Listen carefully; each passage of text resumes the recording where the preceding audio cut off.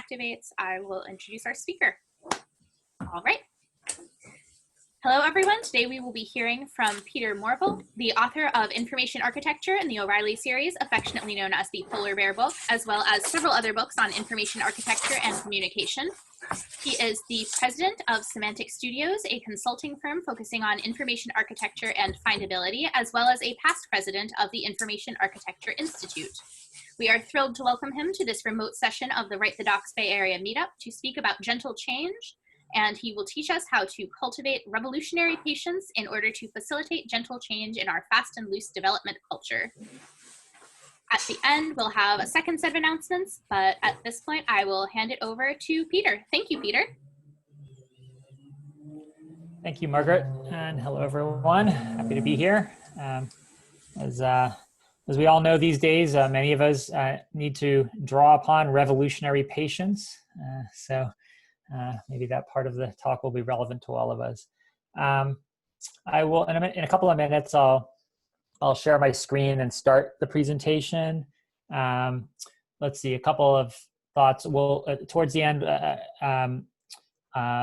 we'll share out a link where you can get the slides, the transcript, and also the video of another version of the talk I gave recently. Let's see. When I start talking, I was gonna suggest putting yourselves on mute, but it looks like everyone's already done that. I'll probably just kind of go straight through. About 35 minutes is my guess on the talk, and then I think we'll have ample time for discussion. So as you're coming up with questions, maybe just jot them down so we've got a good set of questions when we get to the end. What else? I'm talking to you here from Ann Arbor, Michigan, where as of today, the weather is actually pretty good, finally. I may get interrupted at some point by my dog who will want to come into our home office. So I'll ask for your patience for a minute there if that happens. Yeah, it looks like that link is that link posted to the share with the group at the end. Yeah, so, okay. Let's see. And I'm guessing since nobody's been flailing their hands or waving, sound is working okay. So I think with that, well, oh, and by the way, you might see that Susan Morville is here. She's not really, I'm just using my wife's laptop so I can glance at your faces on the other laptop while I'm looking at my slides. So I'll see if you're sleeping. All right, let's see. So I'm going to share screen here. Oh, it says host disabled, attendee screen sharing. So we need to fix that somehow. I'll fix that. Oh, I think I know what the problem is. Give me 1 second. Sure. Thanks for your patience, everybody. Okay, you should be ready to share. Try it again. Not that time. No. 1 second. It's okay. Perhaps we can also just give Peter host. Yeah, that's another. I trust him to not suddenly end the meeting in the middle of his talk. Yeah, no worries. I have never done that before, so how do I grant somebody the host? If you pull up the participants list, then you scroll to his name, and Got I it. think you either have a button or you right click. Okay, Yep, you should be the host now? Okay, I think my apologies. No, that's totally fine. There we go. Share Acrobat. Okay. So hopefully you can see that now. Yep, it's working. Thank you. Okay, and I'm gonna hide my controls. Okay. We don't see your controls, so don't worry about them. Yeah, they bother me. So got them out of my way, and then, okay. And I'm just gonna make it so I can see your faces on the other laptop here.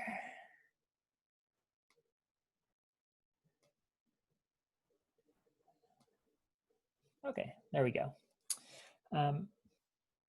So hello, I'm Peter Morville, and I'm so happy to be able to speak with you about gentle change.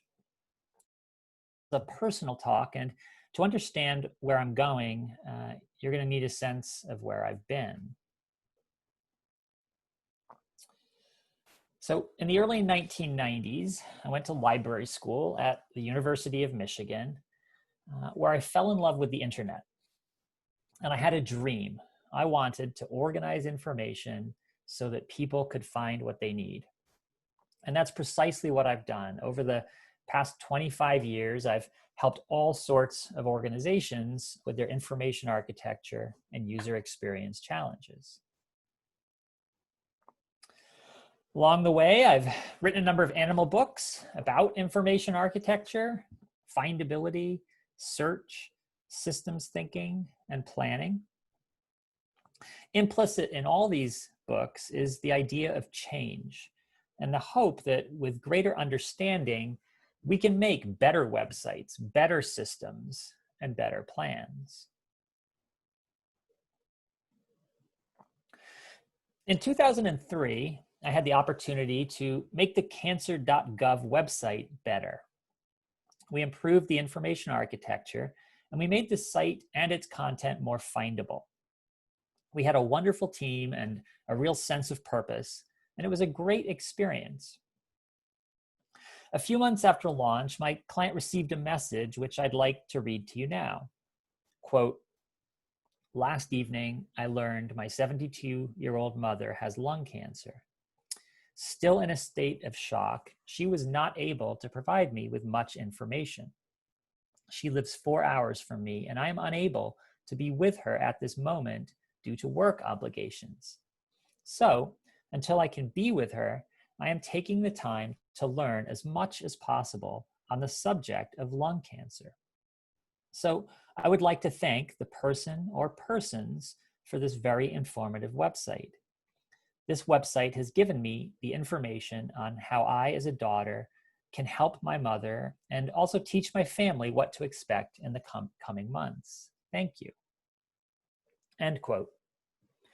This is why I became an information architect. This is why I fell in love with the internet. This was the realization of my dream.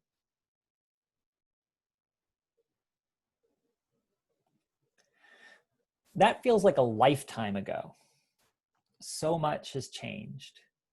In the intervening years, we've discovered the dark side of the internet, and my dream has mutated into a nightmare. Misinformation, roach motels, privacy zuckering, and other dark patterns are rampant. We've learned the hard way that change isn't always for the better. Now, I've been fortunate to have only a few clients who rely on dark patterns. And in those cases, I was asked to help them kick the habit. But in my consulting work, I'm often disappointed by an absence of compassion for the user. This didn't matter so much in the early days because we were mostly left alone to do good work. But it matters a great deal now that the web is mission critical. The business is engaged, profit is the motive, and our work is political.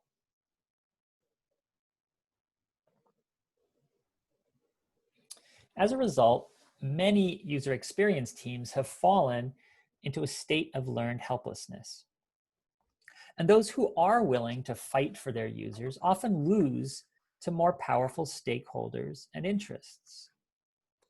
These days, in many ways, it's never been harder to practice compassionate design. This is a deep cultural problem. There is no quick fix, and it makes me sad.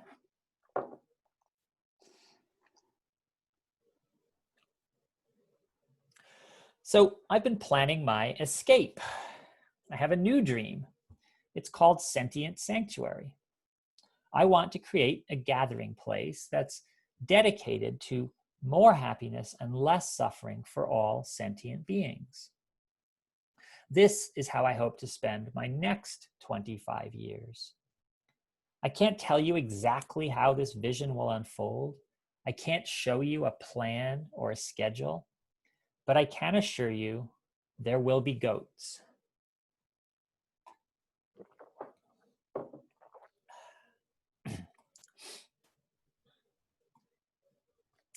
Of course, I haven't given up on this community, and that's why I'm giving this talk. I'm hoping that we can bring these dreams together.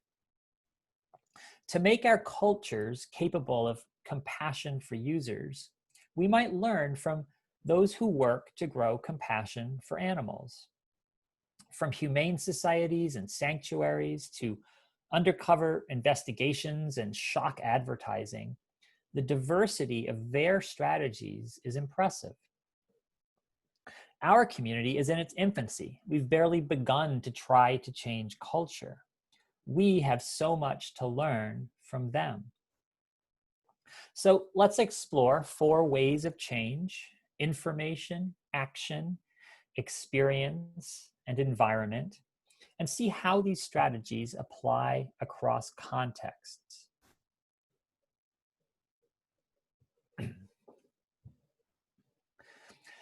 The caw of a crow is noise to us, but information to her friends. Information is data that makes a difference. But isn't a signal still a signal, even without a receiver? We struggle to define information, yet we use it all the time: to learn, to understand, to teach. Information is power. It changes who we trust, where we go, and what we believe.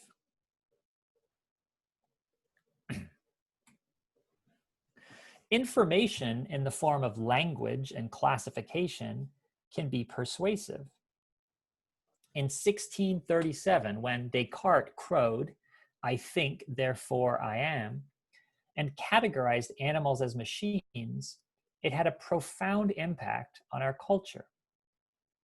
It elevated thinking above feeling, separated humans from animals, and placed most sentient beings outside the moral circle.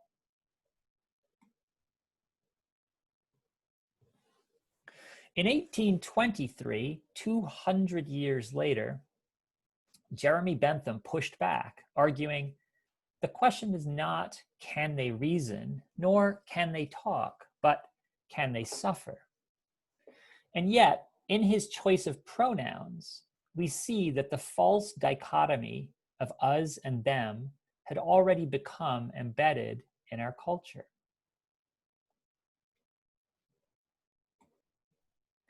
Of course, science keeps discovering the inconvenient truth that we have more in common than we care to admit. In 1871, Charles Darwin famously argued the difference in mind between human and non-human animals is one of degree and not of kind. In 2012, Stephen Hawking joined an international group of neuroscientists to declare that non-human animals experience consciousness. In short, we are all sentient. We all think and feel because we share brain structures, body chemistries, and ancestors.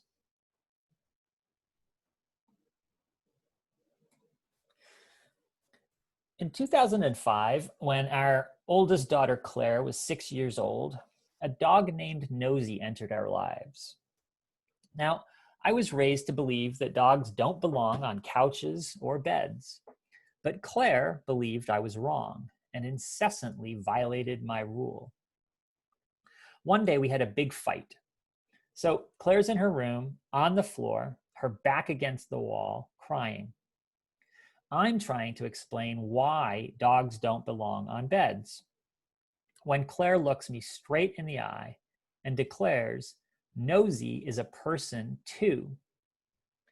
And that was the end of the argument. From that point on, Nosy enjoyed the consequences of her classification.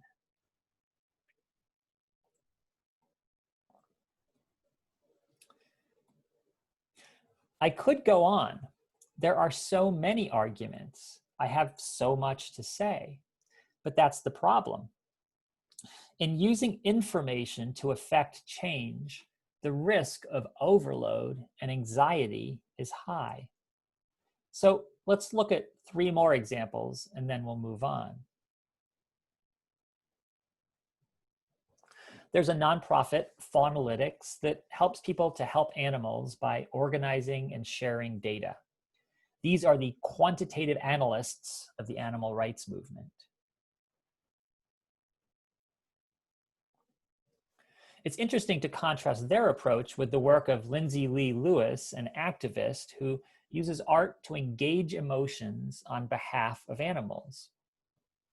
When Lindsay showed her painting of this pig to her mom became a vegetarian on the spot. Art changes people.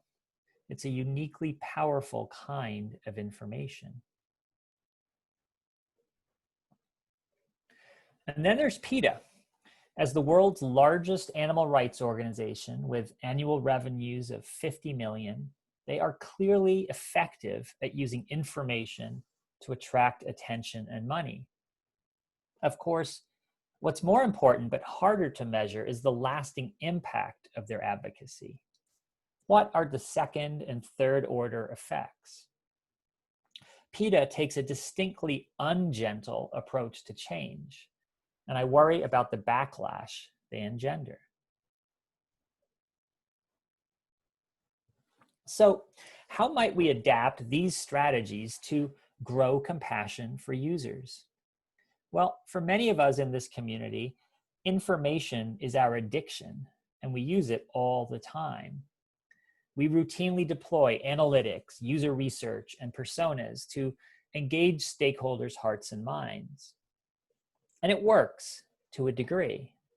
But these days, information immunity is high. People tend to believe what they want. Increasingly, if we hope to break through, we need to explore different strategies. One day, an old man was walking along a beach littered with starfish, washed ashore by the high tide. And he came upon a young boy throwing them back into the ocean, one by one. Puzzled, the man asked what he was doing. The boy answered, "I'm saving these starfish." The old man chuckled. "Son, there are thousands of starfish and only one of you. What difference can you make?" The boy picked up a starfish, gently tossed it into the water, and replied, "I made a difference to that one." This story is old, so why read it now? I've written a verse to explain. I struggle with this parable. I'm not sure who I am. Yet the wiser I grow, the less I'm like the old man. And now I ask for your patience as I follow my poem with a prayer. God, grant me the serenity to accept the things I cannot change, courage to change the things I can, and wisdom to know the difference. Change is hard. It obliterates and is the only path to serenity. We fear we can't change ourselves or others, and yet we can't stop trying. We fear our situation is hopeless, and yet time and again we act. There's an elephant sanctuary in Tennessee you can't visit. For 25 years, it's been providing captive elephants a safe haven in which to live out their lives. Globally, elephants are on the path to extinction, and nobody knows how to save them. It's all too easy to give up or look the other way. But there is wisdom in the work of the sanctuary. When it seems that nothing will solve the problem, the right action is to do something. I walk dogs once a week at the Humane Society. It's an activity that can involve fear. When I step into an enclosed kennel, the dogs I'm most afraid of are the dogs most afraid of me. Yet they often turn out to be my favorites. When the savage pit bull rolls over in the grass and asks for a belly rub, it melts my heart. It takes courage to take action, but it feels good to be making a difference, even when it's just one dog at a time.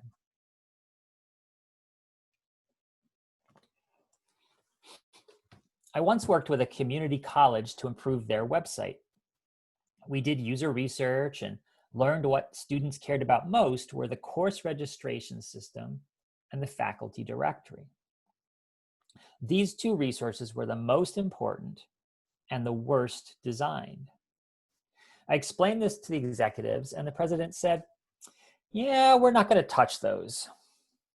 They had outsourced registration, so change was expensive, and the faculty directory was politically sensitive. So we made the rest of the website awesome, and the project was a success. And I believe that was the right thing to do, because most often, the best use of our energy is to change the things we can. We act by changing the things we can because we know you can't change other people. Or, to be precise, it's really hard to change other people. You have to engage in difficult conversations where mutual learning is the goal. You have to listen, you have to understand, and you have to be willing to change yourself. And we all know it's not easy to change ourselves. But as BJ Fogg has been telling us for years, it is possible if we start with tiny habits. This works because mostly belief is shaped by behavior and not the other way around. That's why small wins are so valuable. A few tiny steps in the right direction make us believe that we can go the distance.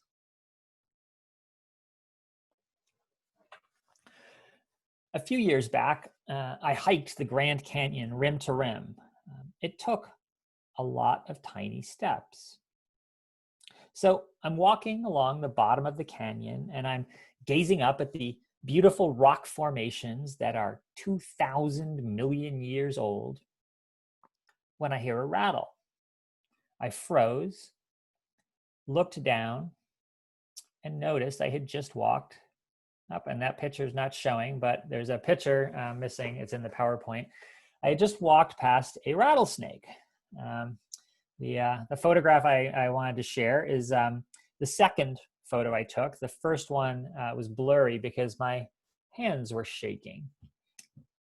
So for the next few hours, as I continued my hike, I was fearful and jumpy. I was sure every rustle was a rattle. And then I had an epiphany. We fear and kill them more than others because we notice them more than others, because they warn us with their rattle. In that moment, my ignorance gave way to understanding, and my fear transformed into compassion. And that is the power of experience.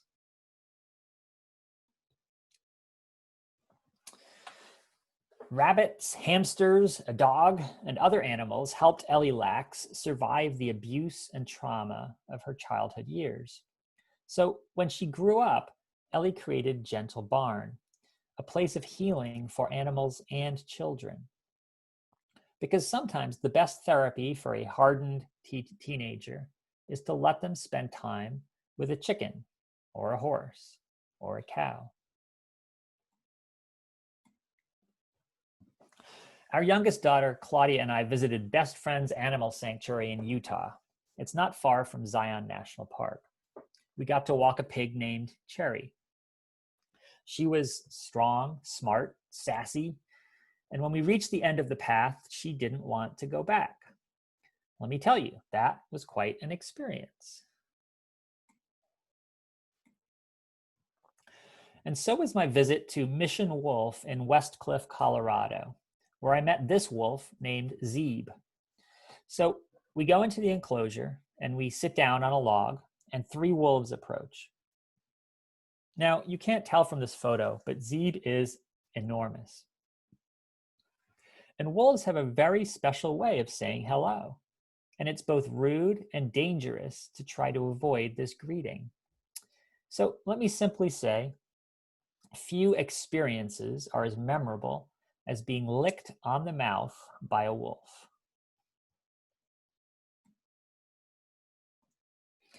Now, I don't mean to suggest we should be nearly so intimate with our users, but it does help to spend time with them.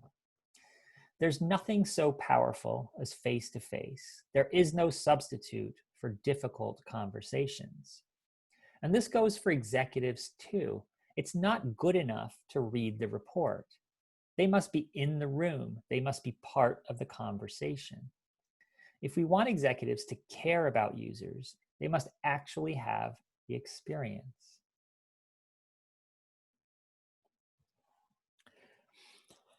I don't have many heroes. Kathy Sierra is one. As co-creator of the Head First series of books published by O'Reilly Media, Kathy pioneered a better way to teach programming. But she became a target of harassment, doxing, and death threats. So in 2007, she left the tech world for good. In the ensuing years, Kathy reinvented herself by starting Intrinsin, where she's pioneering better ways to motivate and rehabilitate horses. Instead of traditional training methods, which are centered on the use of force, Kathy designs the environment. She uses grassy slopes, piles of sand, and the presence of other horses to make it easy for learners to do the right thing.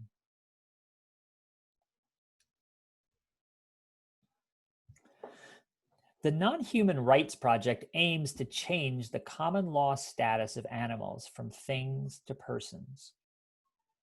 In 2018, they secured the world's first habeas corpus order on behalf of an elephant. This means that a judge agreed their client, Happy, an elephant at the Bronx Zoo, has the right to bodily liberty. The leaders of the Non-Human Rights Project understand that changing the law is a powerful way to change the environment. They also know this is a heavy lift. These folks are playing the long game. In the meantime, there's vegan pizza and the Kentucky Fried Miracle of Beyond Fried Chicken and the Impossible Whopper, and the list goes on. I believe that plant-based meats, eggs, milks, and cheeses, together with cellular agriculture, will change our relationship to animals forever. These foods will make it easy for us to do the right thing. It's still necessary to organize and share data and to make the case for ethics and empathy, but those strategies are insufficient because environment eats information for lunch.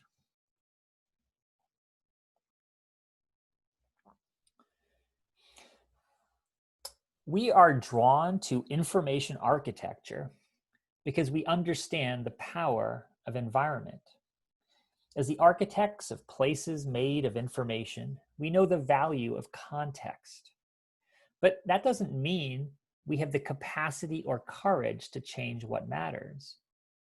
All too often, we are content to hack at the branches rather than strike at the root. What's the change to environment that would most help your users? I hope you'll reflect on that question.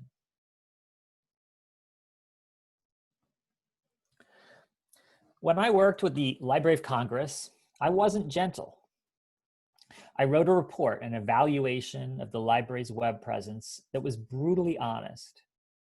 And when I went to DC to deliver my findings, I learned that my report had been placed under embargo and my meetings had all been canceled.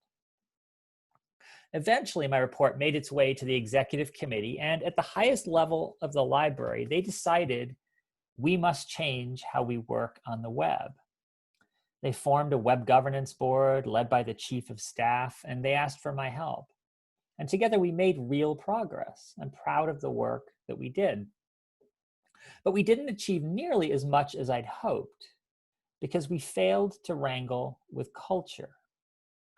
And the backlash was fierce. We were undermined by the Congressional Research Service, ignored by the US Copyright Office, and I had the distinct privilege of being yelled at by the law librarian of the United States of America.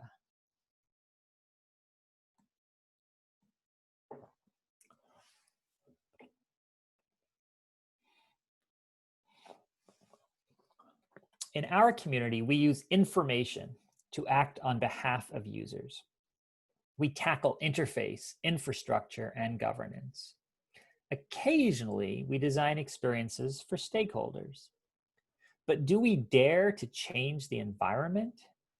Do we question the values and assumptions of our culture? Do we even know what they are? As designers and information architects, we make the invisible visible. We've done it for websites and software. Now it's time to shine our light on culture. I'm done with user-centered design because we are all inside the moral circle. There are no externalities. Everything is deeply intertwined.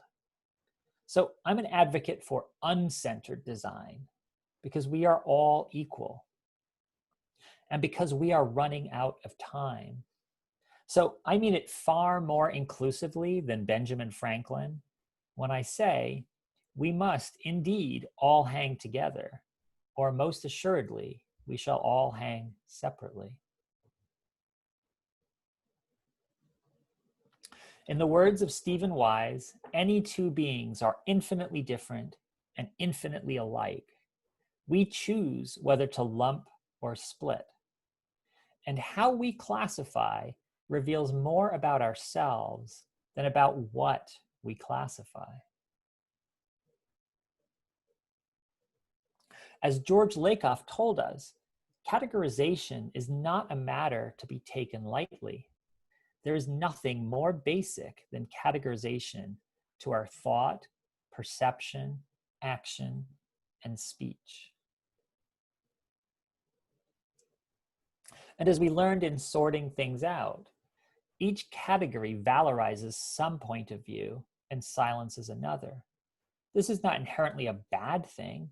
Indeed, it is inescapable. But it is an ethical choice, and as such, it is dangerous. Not bad, but dangerous. Robin Wall Kimmerer, a member of the Citizen Potawatomi Nation, reminds us that our way is not the only way. Most Indigenous people see the moral circle as narrowly as we do. They perceive the ecosystem as a community of sovereign beings inhabited by subjects, not objects. What will it take to shift our culture in the right direction? I don't know. I don't have the answers. But I do know we won't get anywhere unless we wrangle with language and classification. We know how to narrow the moral circle. Every genocide is preceded by the reclassification of people as animals or insects, and by the threat of contagion. We're less confident in our ability to expand the moral circle. Mindfulness is the closest we've come. And please understand, meditation isn't only about inner peace.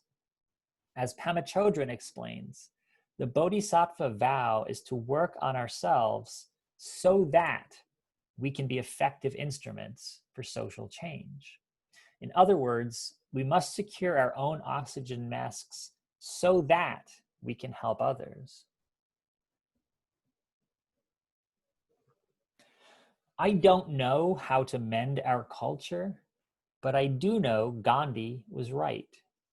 There is the same connection between the means and the end as between the seed and the tree. How we do what we do matters. This brings us to gentle change. So last summer, I spent time at a place called Happy Hooves. My teacher, Sarah, was inspired by Kathy Sierra to experiment with better ways to teach horses. We worked on positive reinforcement in which the horse performs tasks for treats. But here's the twist. Sarah placed a bundle of hay nearby as a second source of food. This lowers the pressure. The horse need not perform to eat. And it worked. When our horse tired of learning, he wandered away from us to munch on hay.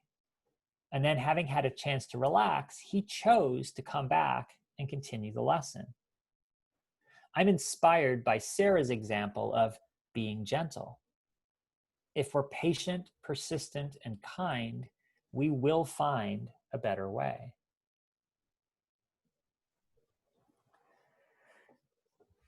Moving fast triggers fear. We are all dangerous when scared. And when someone makes us afraid, we neither forgive nor forget. That's why the use of force doesn't work, not really. There is no transformation without understanding and a change of heart. Moving fast breaks things. It sows the seeds of fear, anxiety, trauma, and grief. What we need to break is the bad habit of moving fast, and we're running out of time. The transfiguration of our assumptions and values will require the rebirth of ritual and ceremony. We must change how we think about life. We must change how we feel about death. And we are going to need courageous acts of information architecture, because we are all at the mercy of language and classification. There's a debate among academics and activists about whether the reintroduction of wolves to Yellowstone National Park changed the flow of rivers and restored balance to the ecosystem. In our complex world, it's so hard to find the truth, so easy to lose trust, so tempting to give up. So what can we do? Well, we can start by being honest about our own ignorance, vulnerability, and fear. And we can take tiny steps carefully. We can balance compassion with humility. We can practice gentle change. But please don't mistake the size or speed of our step with the urgency, gravity, or magnitude of our goal. We go slow to do less harm and to learn from mistakes. So in the long run, we can go the distance.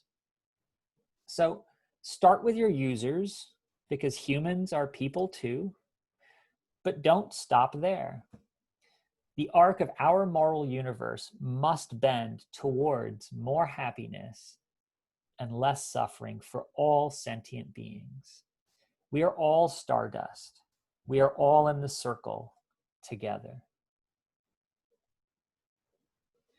And that's all I have for my prepared remarks. Thank you for your attention.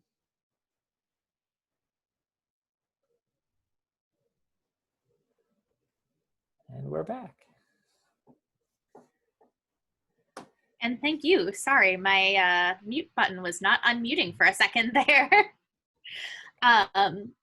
Do we want to do a more organized Q&A format, or would you rather have more of a discussion? I know you mentioned discussion at the beginning.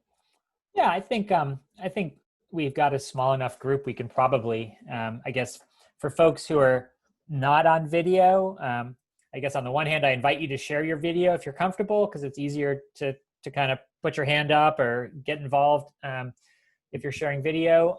But we can use the hands up on the participants list as well. So I'm happy to try a free for all and see how it goes. Sounds good. Thank you.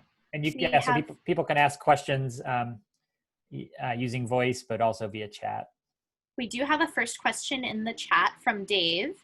Dave asks, what are the most common information architecture mistakes you see? Good question. Let me think.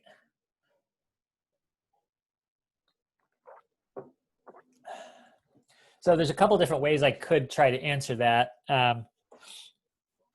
One would be to sort of think about websites I use and the mistakes of the websites. I think that's less interesting, and I'd have to rack my brain for the top ones. But the other way to answer it is what are the mistakes that people make in trying to do information architecture, right?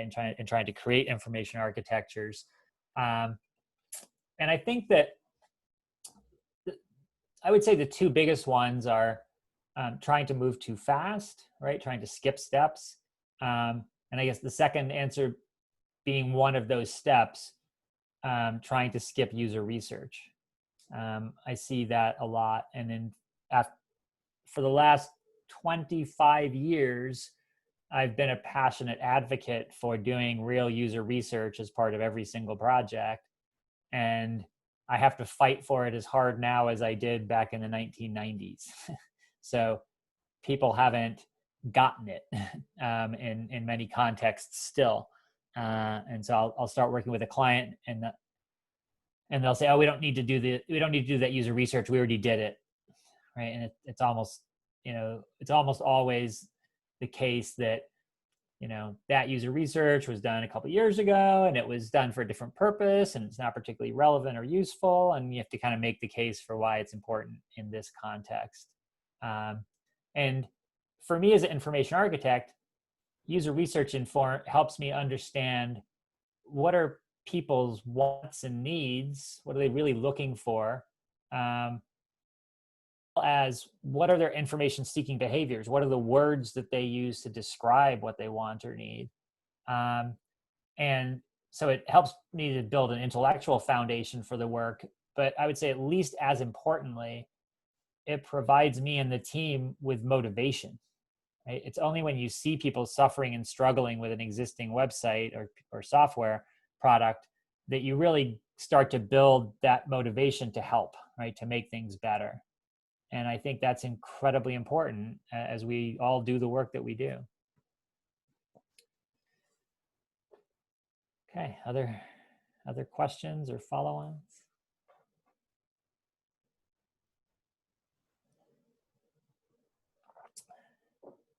Here's one from Dave in chat.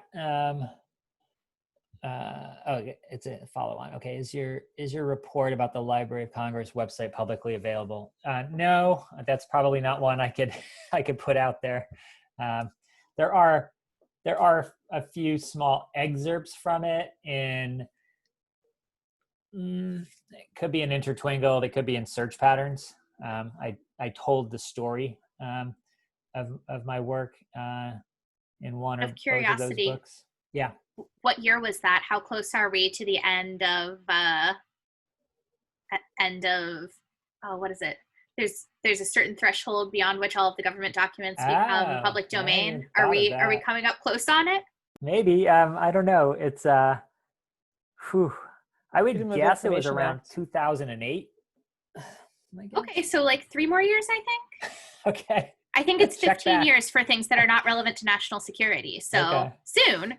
Yeah.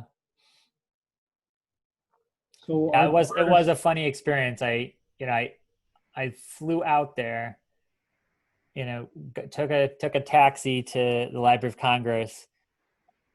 I think my client actually met me outside the building and said, "Oh, those 8 meetings that we have scheduled for you, they're all today. Those are all canceled." So I did meet with the chief information officer, and she said, "Peter, we agree with you, right? It's a mess. We got to fix it. But your report's going to upset too many people. We can't share it right now."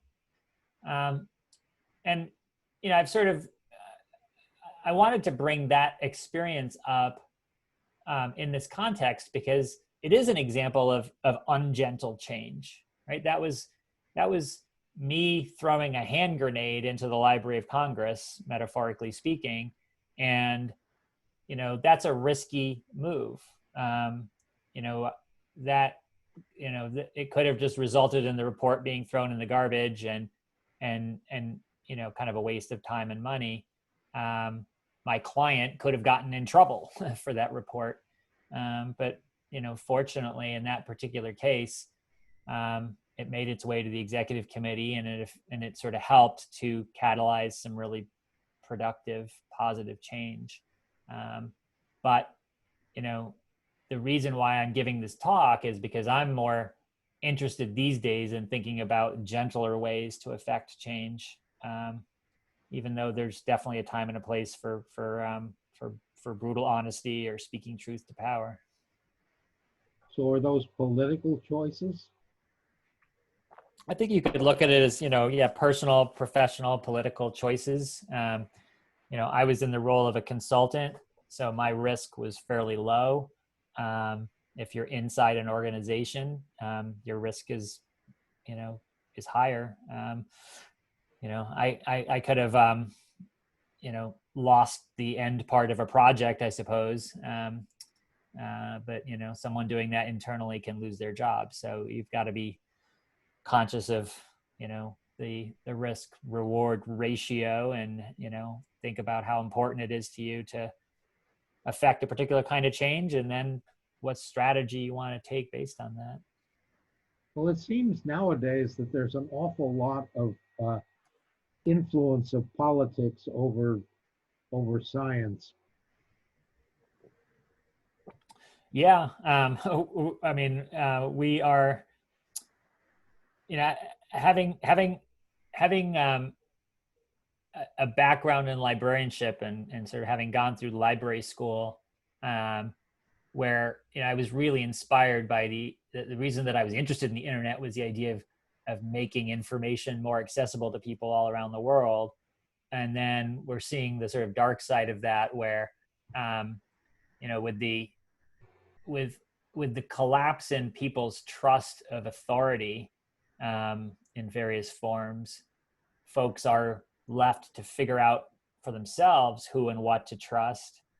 And we're seeing that, many people let loose on Facebook cannot figure out what's true and what's false. And it's a really scary situation. And I don't know how we get out of it. There's no simple or obvious way to, either it's like at one extreme, the old way was to provide people with kind of more authoritative sources of information. I'm not sure they were always perfectly truthful or trustworthy, but at least we had a shared sort of authoritative set of sources. At the other end of the spectrum is trying to teach people to have greater information literacy, to be able to figure out for themselves better what to trust, who to trust. And I think if we really built that into, the K through 12 curriculum and really openly and honestly taught kids how to figure things out for themselves, we could make a lot of progress. But I'm not sure there's politically a lot of appetite for that kind of teaching. Well, if you believe that our beliefs arise out of our behavior, which is what you said, I think, how does that relate to the question of truth and falsity? Yeah, that's a wonderful point. I think that, so I guess first of all, I would say that point, I wouldn't want to overstate that point. There's a tremendous amount that we learn, especially these days, by just absorbing information, right? And I think that in our personal lives and the things that we do, that's where the behavior plays a bigger role. If I keep succumbing to the snack foods in my closet and eating donuts and snack cakes and so forth, I'm going to try to justify that behavior. Whereas if I'm kind of getting out the door and getting exercise and staying healthy, I'm going to justify that a little bit more. And there's I forget the source of this, but back when I was writing Intertwingled, I came upon what's called as the Pyramid of Self-Justification. Right? And it sort of talks about the idea that, so it's kind of a pyramid shaped thing. And the idea is that you start with two people at the crux or the peak of that triangle, and they're actually really similar. They're very similar people. And let's say that they're in college and they're panicking about an exam they have to take. And one of those people at the last minute decides to cheat. And so they cheat on the test. And the other person decides, you know what, like, I'm just going to do my best. I think cheating's wrong. And the argument with the pyramid of self-justification is that one tiny step over time, people get further and further apart, right? So the person who cheated on the exam then cheats on the next one and self-justifies. And the person who didn't just gets angrier and angrier at the idea of anyone cheating. And so, it's an interesting example or sort of, argue. We can, even when we start fairly close to one another, and politically or behaviorally, small changes early in a process can kind of snowball, right? And we get further and further apart. And so that's a kind of an interesting illustration where, behavior, a particular choice, decision, can then shape our belief over time. So that at the end of that story, one person thinks that cheating is okay and it's the only way to function in this world, and the other person thinks that cheaters are terrible and belong in prison. And so I think it's really interesting to question where are the places where behavior affects our political belief. situation here. Yeah. But again, I'm a huge informavore. I consume massive amounts of information all the time, and that shapes my beliefs too. Let's see, we got questions in the chat here. Got a couple. I think our longest sitting question is from Clarence, who says, it sounds like user research is closely related to having compassion for users. Do you have examples of practices that change the environment to help users? Great question.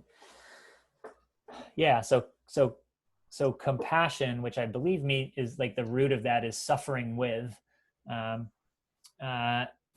It definitely helps to be with our users, to spend time with users. And I think that, so an extreme example, I heard that a tech company, startup, they sort of set up their facilities and their services so that they could do user research and user testing with live with real people every day, right?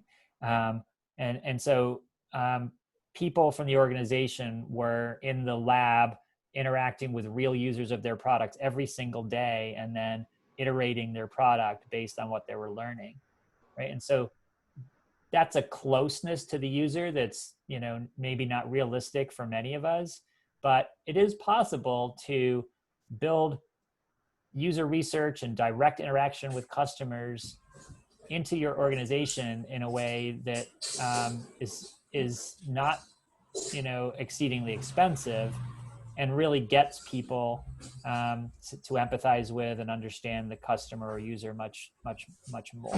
So I think that we should all be doing what we can to advocate for a sufficient amount of interaction with users where and engaging our stakeholders, our executives in those experiences, so that we kind of know who we're building for, or who we're writing for, again, like that, I make that case when I work with clients.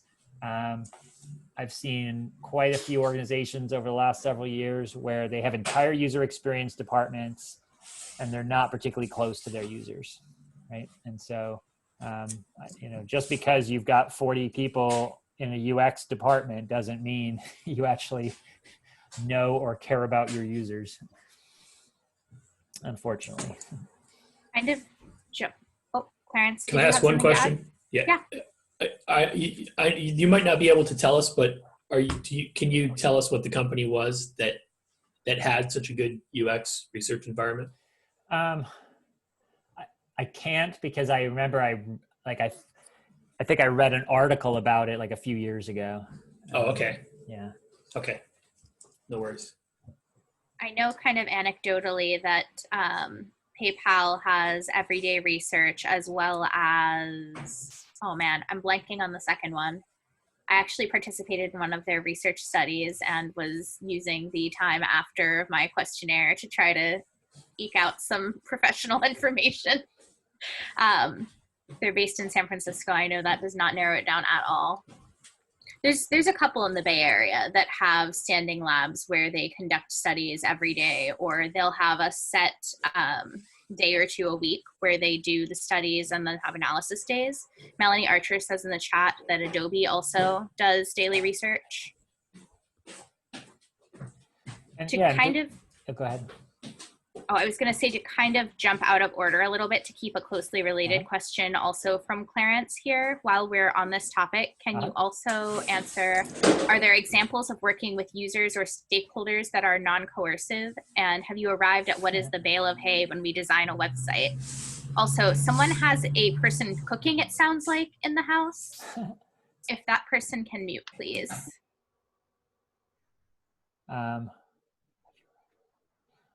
What can I just ask a clarifying question there? What does that mean? Have you arrived at what is the bale of hay when we design a website? Oh, I was wondering, does non-coercive correlate to, does it correlate closely to something when you're doing information architecture? Is that designed to point us at certain practices that we should use, Like the extra bale of hay for the information? horse, right? Oh, I get it. Yeah. Does it point to something that we should do or not do in working with humans, or is that not related that much? Okay. Yeah. It's funny. My mind was going to like the whole needle in the haystack thing, and I was not sure. That's a wonderful question. So, yeah, and this actually I think relates to some of the other questions in here in chat. So, because while it's one thing to say that we could do user research every day or usability testing every day, but in many organizations there's not a very close alignment between the business goals or the stakeholder goals and what the users or customers actually want, and so it doesn't, it's not that the problem isn't so much we don't know what our users want, it's that that's not what we want. Right. And that's a more structural strategic problem that you can't just fix by having people watch more users or talk to more users. And it, that problem gets deep, right? You can start talking about issues with capitalism in the 21st century and how it's not creating the right context for some of this work. But I think on that point exactly, what techniques have you found to help foster empathy with people that appear to need help with that? In those situations, what can you do if you don't have alignment and the needs of the business and the needs of the users are pulling in separate directions because the people that are leading the business have the wrong aren't being empathetic enough with their customers? What buttons can you push to try to foster more of that? So the approach that I take, for better or for worse, is honesty. So I will point out the contradictions. If you're saying we're really user-centered, we care about users, but you're doing things that really don't kind of match with that, I will call that out. And that can be very uncomfortable. It can make people angry. And I try to do it a little more gently maybe than I used to, but there's only so far you can go. And I just, it's just deep in me that I care about the truth and being honest. And I'd rather get fired than kind of not speak up. That being said, then it becomes a question of, would your business actually be more profitable or be better according to your metrics by really learning more deeply about your users and their needs? And in some cases that may be true, maybe that may be the case. And so, we could agree, oh yeah, we actually we can all win by, by sort of getting closer to the user. There are lots of contexts these days where you're never going to convince executives of that, and it may not even be true, right? They're like actively trying to figure out, how do we get more money out of our customer? Our oldest daughter, she's 21 years old. She's actually studying UX now. And a few months ago, she was venting about how she had signed up just for a trial subscription to the Wall Street Journal. It's just a quick, click a link and you can, have a free month or two of the Wall Street Journal. But of course, you can't unsubscribe online. You have to call. And the process of unsubscribing from the Wall Street Journal was surprisingly unpleasant for her. She had to deal with someone asking her, why do you want to unsubscribe? And, why don't you consider just do 3 months for this price point? And really, it was a real pain for her. Now, it didn't surprise me at all, right? Like, these dark patterns have become fairly ubiquitous, and I'm pretty careful what I subscribe to these days. But, there's no way that they don't know that their users, their customers, want a button that says unsubscribe, get me out of here. Absolutely refuse to do it. And I don't think there's anything I could possibly do or say if I was hired by the Wall Street Journal that would stop them from that practice, because, they're trapping people, and their approach works from a bottom line, profit driven perspective. And so, that upsets me. I don't like that. But I think the proper way to fix that would be to change the environment, which means change the law, right? Don't make that illegal. But in today's capitalist system in the United States, the way that things work, good luck changing that. So that's where I get back to focus on changing the things we can.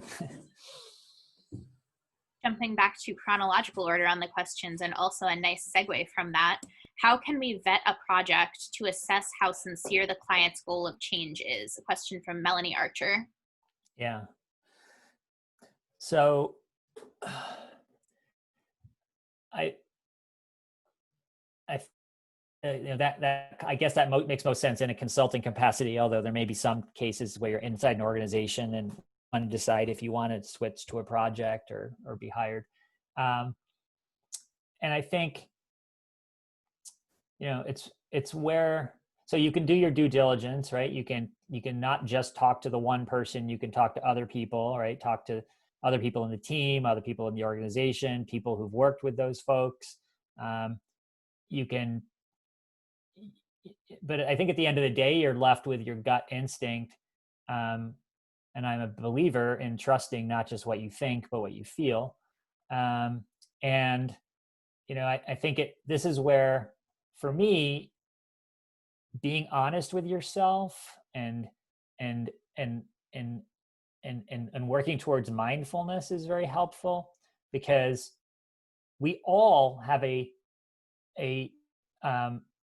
we all have a tendency to believe what we want. And so if let's say I'm sort of talking with a prospective client, and I really want this project, right? And it's like, it's a good amount of money. It sounds exciting. And there's a couple of those little red flags that I'm trying to ignore, right? Like, whether it's just something they said or the way they said it, or it might just be that, this is like, say a health insurance organization. I'm just not certain that they actually care that much about their end users, that they want to help, that they want to make it easier. You got to listen to that voice inside your head that's sort of saying, I don't know. And again, in our own contexts, we all have to make the best choices we can. So like, I just sort of lost the consulting project. I just heard about it yesterday, and it was a case where, I asked I told the client, it's going to cost this project between me and this partner firm is probably going to be something around $250,000 to $300,000. And they said, that's fine. Like, give us a proposal. And so we worked hard. We gave them the proposal. They took the proposal to their boss, and their boss said, no, we can't do anything over 100,000. It's going to involve RFPs and be a nightmare. And now our client wasn't lying to us. She didn't know that they couldn't, do something. That the only way she found out was by trying. And if I'd really thought about it, I might have had a little bit more suspicion that it wasn't going to be so easy. But just feeling optimistic helped us work on the proposal and work hard and believe in what we were doing. So it's like we sort of tricked ourselves a little bit, right? And I think we probably all trick ourselves a little when we have to, right? Like, so I guess my bottom line is just, listen to yourself, give yourself a chance to sleep on it. And if you have that feeling in your stomach or, a crick in your neck, it might be your body telling you that there's just something not quite right about this. We have one more question from Dave, who asks, why don't large tech companies that can't afford user research do it? Yeah. So one reason is, and I don't mean this to be overly negative, right? But like, one is ignorance, right? They might just not know what they're missing, what they could learn from doing user research. Another is arrogance, that they just think they know what's right. And when I got out of library school, the way that we were taught librarianship was the idea that the librarian knows what's right. And so when we started building websites, we thought we knew the right ways to organize things. And very quickly we learned that was wrong. And we learned about the field of human computer interaction and started a lot from folks in that field about all the ways that we could learn from users. But that wasn't part of my grad school education. We were taught like, these are the ways you organize stuff. So, the ignorance and the arrogance is something I was guilty of early in my career. And then I think the third is sometimes people really don't want to know the truth. They actively don't want to hear it. And I'll give you an example since it's kind of this is kind of a funny one. I guess it's maybe okay to talk about now because of the outcome that I just heard about. So several years back, maybe only 2 or 3 years ago, I worked with a company called Jet.com. They had just been bought by Walmart. They were only like a year old or so. They were bought by Walmart for $3 billion. And so we're working with Jet just after the acquisition, and we're trying to do user research. And they're saying, well, we already did it all and we've got a huge team. And I'm looking at the stuff they've done and it's not very good and it's not really useful. And it was a very frustrating engagement. And I finally figured out this is a pyramid scheme. Like, their website was horrible. They had bought customers by offering, huge discounts on products. So it's like, if you could kind of, it was basically kind of an SEO, we're gonna kind of get you in because you searched for toilet paper, and we're gonna sell you toilet paper for like almost less than cost. But we're acquiring customers this way, right? So in the period of 12 months, they did massive customer acquisition. That's why Walmart bought them, because they had a great story and they had ramped up, a massive number of customers really fast. But their whole e-commerce website was a mess, and they had no plan to fix it. And they really didn't want to hear the truth. They didn't want to hear it from us, and they didn't want to hear it from their users. So that's a big one. And the only reason I'm sharing that now is I just saw, like, in the last couple of days, Walmart announced, yeah, we're basically no longer going with jet.com as our strategy. We're sticking with walmart.com, right? So they bought this thing for $3 billion, like ran it for a couple of years and then just shut it down. So that was a very interesting case where I realized we were in an organization where nobody wanted to hear the truth. A follow-on question from Chuck Martin in the chat. When you join a project and find that what has been done is not very good or not very useful, and you also understand that these are not stupid people who did all this work, what are gentle ways to communicate that you can't really use that work? Yeah.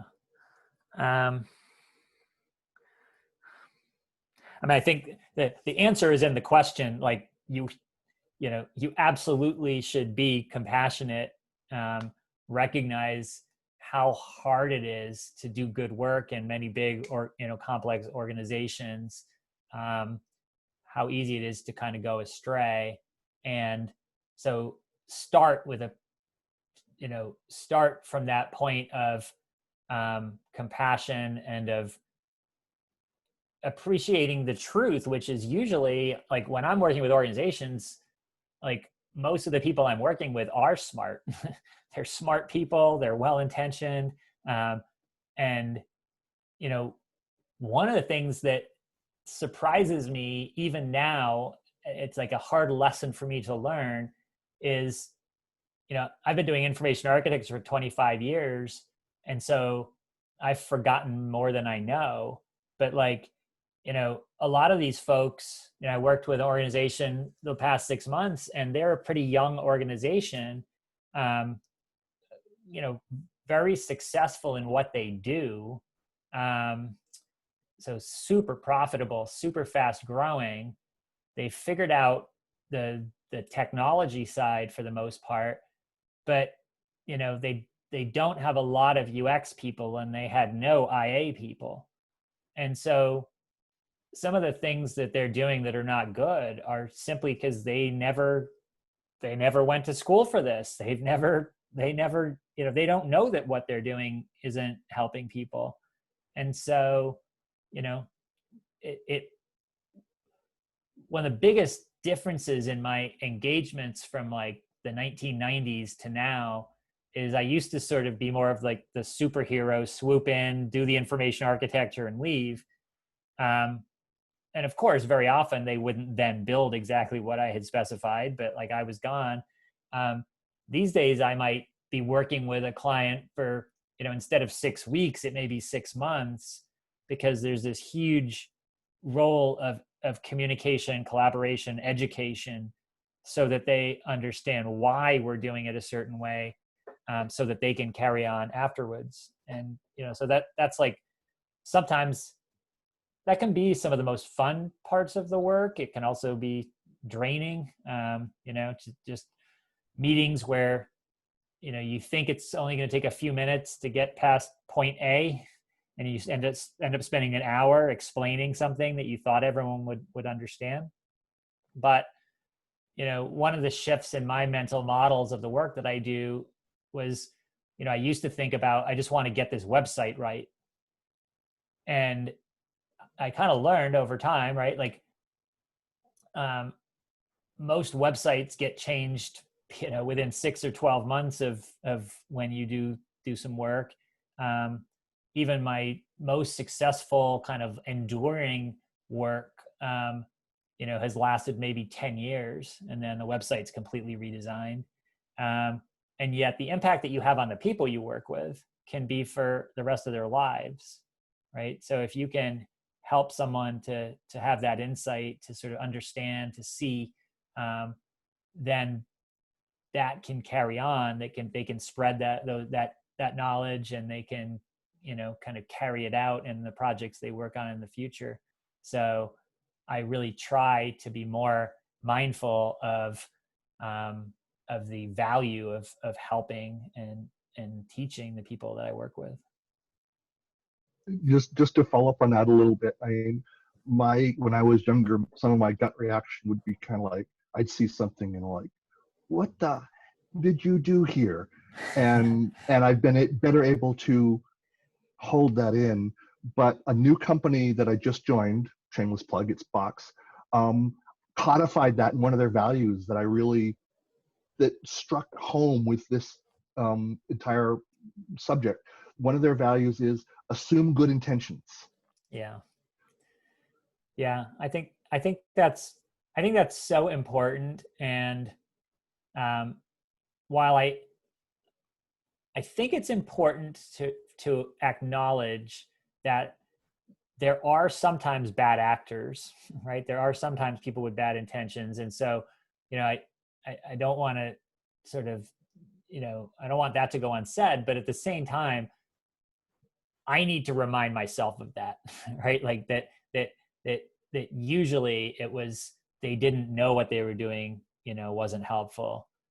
It's way too easy for my mind to jump to like, oh, those jerks, why did they do it this way? So I'm glad that you made that point, because it's a lesson I'm still trying to learn myself.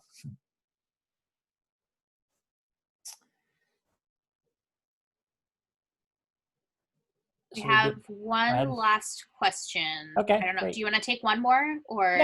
Yeah. Okay. Sounds good. So this is going to be the last question today. Dave asks, to avoid dark patterns, when a free trial ends, should the user have to do something to continue to the paid subscription?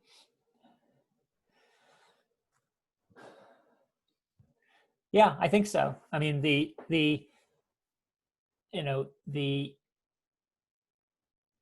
I've gotten really good myself at, like, if I sign up for something,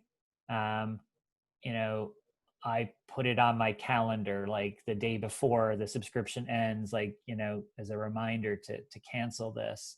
And I still managed to, like, I have a WebEx subscription right now that I don't want, because I had paid for last year when I wanted it. And then they just sent me an email kind of automatically resubscribing me like a week before the deadline.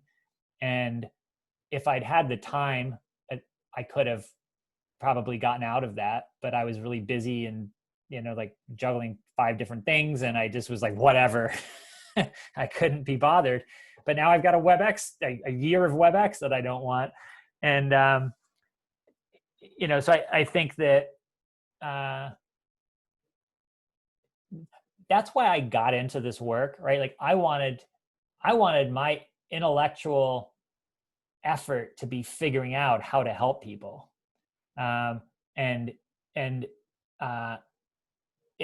would be incredibly helpful with these trial periods to make it really hard to make a mistake, right? To make it really hard to accidentally, subscribe for the next month or the next year. To make it really easy to undo if you did it by accident. But again, this kind of comes, it's like it's in direct conflict with short-term thinking of how can we eke out the most profit this quarter, right? You could try to make an argument like, from a brand perspective, there may be more value in making it easy to unsubscribe. And in fact, Amazon does a nice job with this. Like if you subscribe to something like, HBO, through Amazon Prime, they actually make it quite easy to unsubscribe with one click. You're warned when your subscription's ending. And I think, Amazon is sort of valuing that long-term brand trust, rather than trying to eke out an extra few bucks this quarter. Amazon has its own problems in other respects, but so I think that's the tension, you know, but I think where companies are doing things that really are kind of unethical and come at the expense of their customers, that's where I think probably the law should step in and make, create consequences for that bad behavior. Because I would prefer to live in a society where we're all kind of helping each other and making it easy to succeed and hard to fail, rather than the opposite. So. Thank you, Peter. Let's do the awkward remote round of applause. Thank you so much. It's nice to spend a little bit of time with you folks. It has been wonderful having you, and I especially appreciate your accommodation of our extended Q&A period today. Sure. And did we get that link into the? I can pop it in. Yes, the link was in the chat at the beginning, and then we also send a message to everyone who RSVP'd for the meetup, whether or not they actually made it, with a link to the recording when we get it posted on our YouTube channel. So we'll include that link again in that message, just in case anyone wants it later on. Okay. Alyssa, if we can stop the recording now. Okay, will do. Thank you, Peter.